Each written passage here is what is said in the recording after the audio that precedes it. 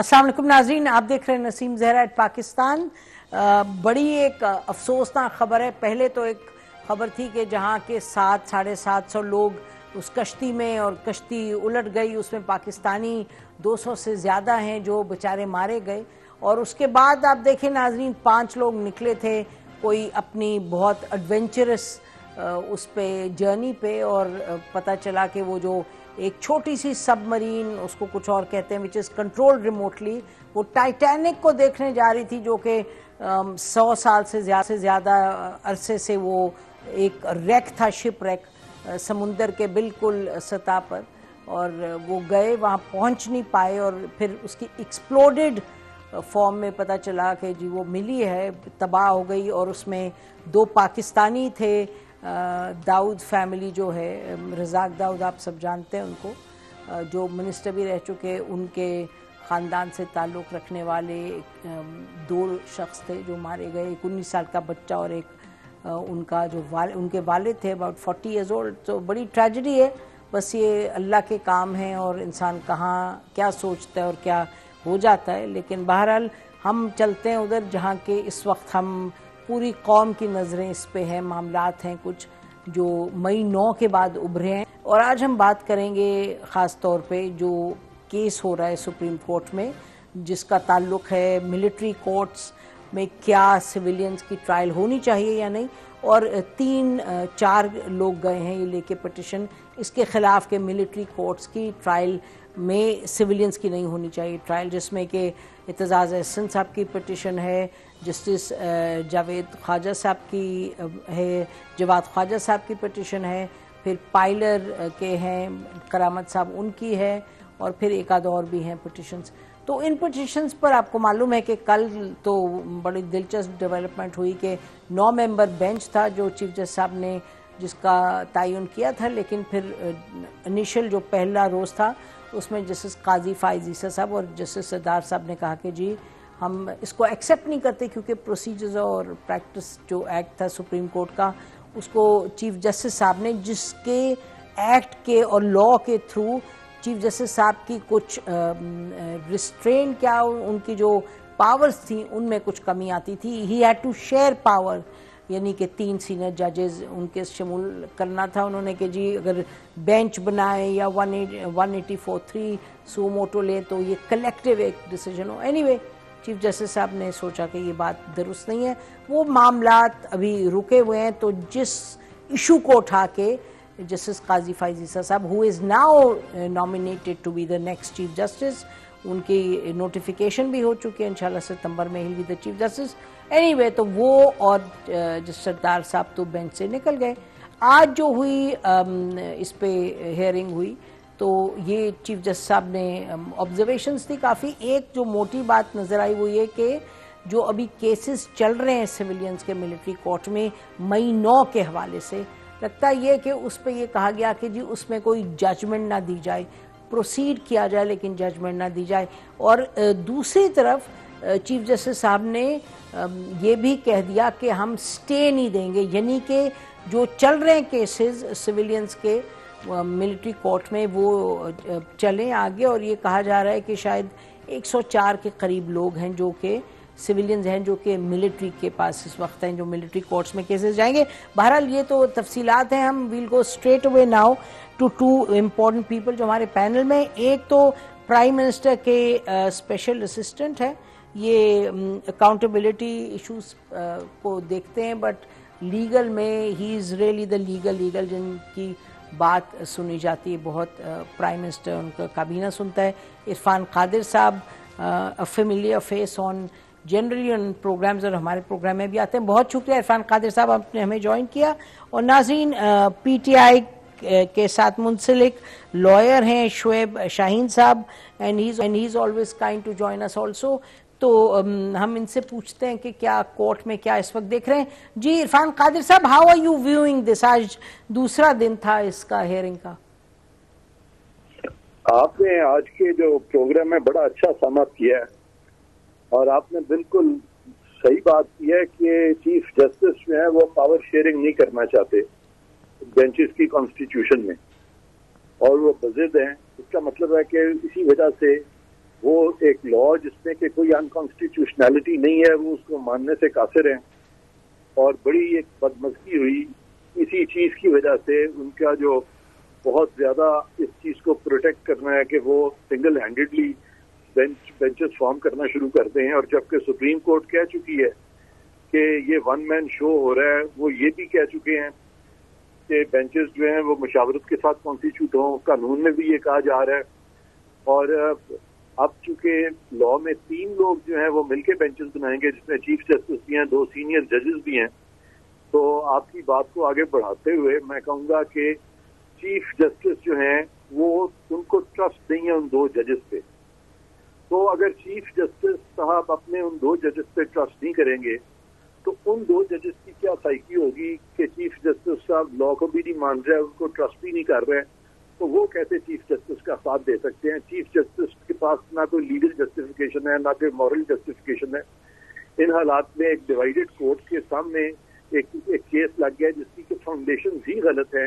Illegally کانسٹیٹیوٹڈ bench ہے, جو بھی فیصلہ کرے گا کیا قوم اس فیصلے کو مانے گی؟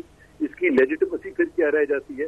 تو میں سمجھتا ہوں کہ یہ جو ان کی ایگوز ہیں ججز کی, جب تک یہ اپنی ایگوز ختم نہیں کریں گے اور جب تک یہ ایک دوسرے پہ ریلائی نہیں کریں گے اور یہ مل کے اپنے فیصلے نہیں کریں گے اور کورٹ کی ڈوائس کو ختم نہیں کریں گے, تو پھر قوم کیوں کر ان کے فیصلوں کو مانے گی؟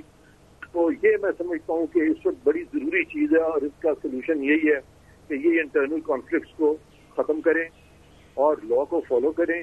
اور جب تک وہ یہ نہیں کریں گے اور ایک لیگل فاؤنڈیشن پہ سپر اسٹرکچر بنائیں گے, تو قانون یہی ہے کہ ایسا سپر اسٹرکچر جو لیگل فاؤنڈیشن پہ بنایا جاتا ہے اٹ مسٹ فال. تو یہ میرا ساری چیز کے بارے میں میرا ٹیک یہ ہے. جی بڑی آپ نے دلچسپ اس کا اینگل لیا. ہم تو بات کرنا چاہ رہے تھے جو کیس ہے اس وقت اس کے جو سبسٹنس ہے کہ جو ملٹری کورٹس میں کیا سیولینز کی ٹرائل ہو سکتی یا نہیں. شعیب شاہین صاحب, عرفان قادر صاحب نے تو معاملہ کسی اور طرف ہی انہوں نے فرمایا. انہوں نے تو یہ کہہ دیا کہ جی یہ انلیگل ہے تو اس کا جو فیصلہ آئے گا نہ جانے وہ لا بنے گا یا نہیں بنے گا اور مانا جائے گا یا نہیں. آپ اس کو کیسے دیکھتے ہیں؟ دیکھیے میں سمجھتا ہوں کہ جہاں تک اس بات کا تعلق ہے پریکٹس اینڈ پروسیجر بل جو کہ اب ایکٹ بن چکا ہے, اس کے خلاف اسٹے آرڈر دیا ہوا ہے سپریم کورٹ کے 8 رکنی بینچ نے. تو جب سپریم کورٹ کا 8 رکنی بینچ اس وقت اس ایکٹ کی عمل درآمد کو روک چکا ہے, تو اس کا مطلب ہے کہ next chief justice of Pakistan نے ہی بینچز بنانے ہیں, اور وہ بینچ بنا رہے ہیں, باقی سارے بینچز کام بھی کر رہے ہیں. اور کل بھی انہوں نے, یہ تو ہم سب کا مطالبہ رہا ہے کہ سینئر موسٹ ججز کو شامل کیا جائے بینچ میں, اور انہوں نے شامل بھی کیا.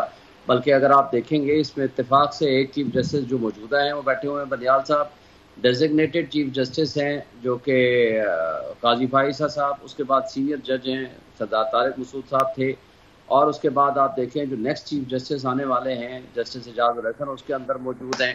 نیکسٹ اس کے اندر چیف جسٹس جو آنے والے ہیں اس کے اندر منصور شاہ صاحب موجود ہیں, اور اس کے ساتھ جو نیکسٹ چیف جسٹس آنے والے ہیں وہ جسٹس یحییٰ افریدی صاحب اس میں موجود ہیں.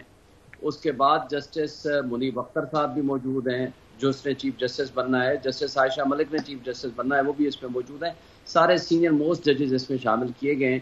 میں سمجھتا ہوں بہت اچھا بینچ بنایا گیا تھا. بہرحال اپنی ریزنس ہی قاضی فائزہ صاحب کی جو انہوں نے اعتراض کیا, انہوں نے ریفیوز کیا to be a part of this بیان کر دیں. تو اس کے بعد 7 ممبر بینچ بن گیا ہے, اور جسٹس منصور علی شاہ صاحب اس میں, اور باقی سارے ججز اور جسٹس سارے یحییٰ افریدی صاحب اور یہ سارے سینئر موسٹ ججز اس میں شامل ہیں. عرفان قادر صاحب, جی عرفان قادر صاحب یہ فرمائیے گا کہ آج جو بہرحال ہوئی ہیں پروسیڈنگز, آج جو آبزرویشنز تھیں بینچ کی اور چیف جسٹس صاحب کی, تو آج اور کل میں جو آبزرویشنز ہوئی ہیں آپ کیا کہہ رہے ہیں؟ آئی مین جو ظاہر ہے پاکستان میں مختلف آراء ہیں. ایک تو بڑی کلیئر ہے کہ جی بالکل ہو سکتا ہے یہ جو معاملہ ہے یہ اس میں آرمی ایکٹ کے تحت سیولینز کین بی ٹرائیڈ, اور ایک ہے جو تھنکنگ وہ کہہ رہی جی نہیں ہے یہ نہیں ہونا چاہیے.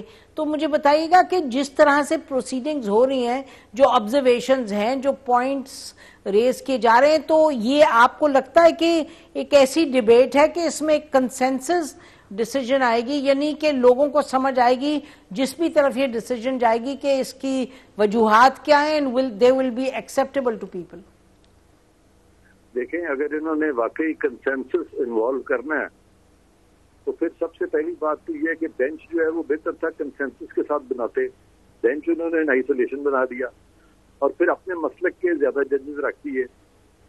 تو یہ آپ نے ٹھیک کہا ہے کہ جو ڈیسیژن ہے اس میں کنسنسس ہونا چاہیے, لیکن جب سارے ججز بیٹھیں گے تو ہی کنسنسس ایمرج ہوگا نا. جب آپ ایک مسلک کے ججز زیادہ بٹھا دیں گے, انہوں نے اپنے مسلک کے زیادہ بٹھائے ہیں, دوسرے مسلک کے کم بٹھائے ہیں. غالباً انہوں نے کیا اس طرح سے ہے کہ 5 اپنے مسلک سے بٹھا دیے ہیں جو ہمیشہ ان کے ساتھ جاتے ہیں, اور دوسری سائڈ کے جو ہے وہ 3 یا 4 بٹھا دیے 9 ججز میں, تاکہ ان کی میجورٹی رہے. تو یہ اس طرح نہیں ہوتا کہ اپنی مرضی سے آپ اپنی میجورٹی کرنے کی کوشش کریں.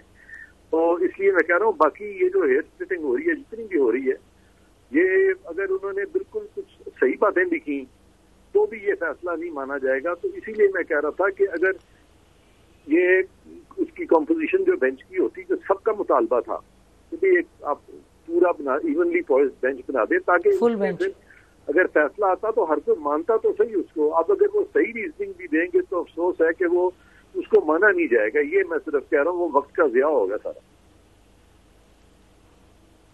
تو عرفان قادری صاحب یہ بتائیے گا کہ آپ فرما رہے ہیں کہ ان کے اپنے مسلک کے ججز ہیں اور پھر 3 اور مسلک کے ہیں, تو کیا یہ بات درست نہیں ہوگی کہنی کہ یعنی کہ جو ملٹری کورٹس ہیں اس حوالے سے ضروری تو نہیں کہ جو لوگ ان کے مسلک کے دا پاس نہ رہے ہوں وہ ان سے برعکس ان کی سوچ ہو.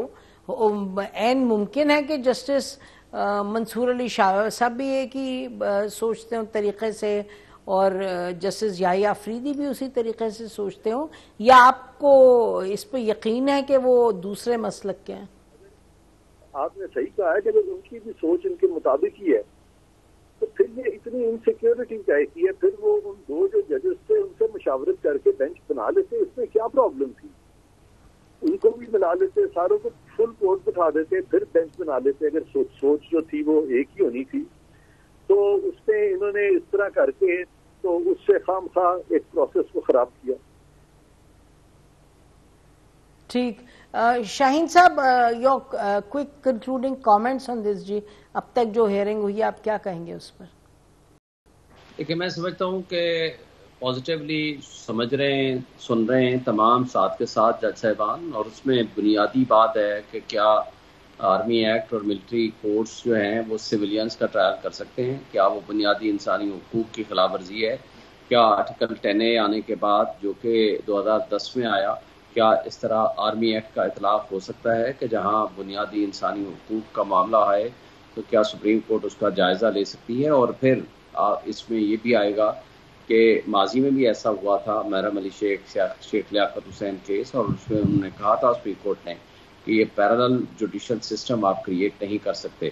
پھر آئین میں ترمیم کرنے کی ضرورت پڑی تھی جو کہ 2/3 میجورٹی کے ساتھ 21ویں ترمیم کے ذریعے, اور وہ جنگ کی سی کیفیت تھی, اور اس وقت سویلین اور ملٹری پہ اٹیک ہو رہا تھا جو کہ TTP کی صورت میں ہو رہا تھا, اور اس کے لیے تمام پولیٹیکل پارٹیز بیٹھے, اور انہوں نے APS پہ جب اٹیک ہوا تھا تو انہوں نے پھر یہ آئینی ترمیم کی تھی جس پہ سن سیٹ کلاس تھی 2 ایئرز کے لیے.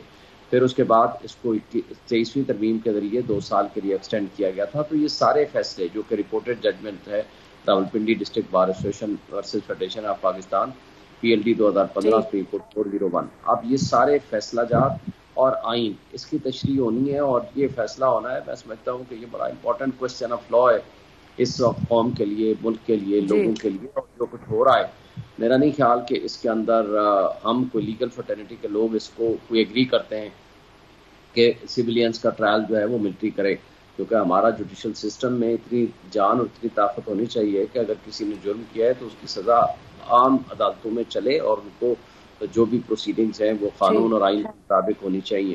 تو اس طرح جھٹکا کورٹس کے ذریعے جا کر کے ان کو پک کرنا, جا کر ملٹری کورٹس میں لے جانا, اور یہ مناسب نہیں ہے. اور اسپیشلی کہ جب چیف آف آرمی اسٹاف نے یہ کہہ دیا ہے, اور بلکہ پوری کمانڈنٹ ان کا وہ جو اجلاس ہوا اس میں کہا کہ ہمارے پاس ناقابل تردید شواہد موجود ہیں, کہ جب ایسی ایک ایویڈنس یا اس طرح کی کوئی بات یا اسٹیٹمنٹ ISPR دے گی تو اس کا پھر جو سبارڈینیٹ ہے وہ کیسے اس کو فیصلہ دے گا ان کے خلاف. وہ ڈیو پروسیس بھی نہیں ہوگا, فیئر ٹرائل بھی نہیں ہوگا, اور نو ون کین بی اے جج of his own cause.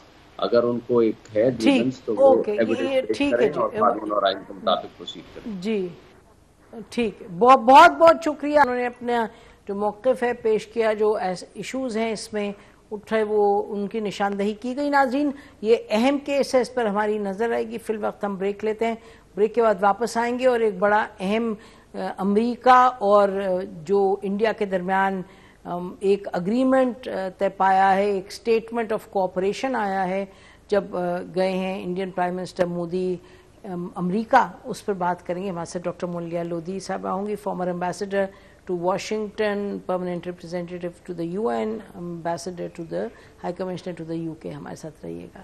Stay with us.